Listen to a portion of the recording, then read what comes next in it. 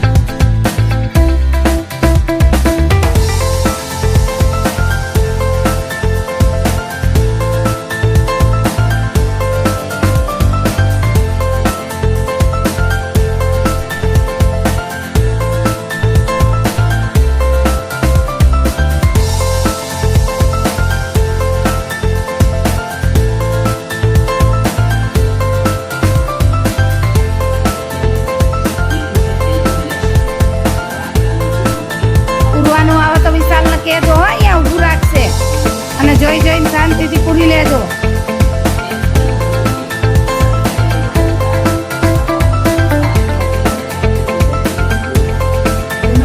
જ્યારે ટીવી જોતા હોય ત્યારે શાંતિ રાખવાની અને ડોકી હરખી રાખો ને કે વળી જાય ડોકી આપણી.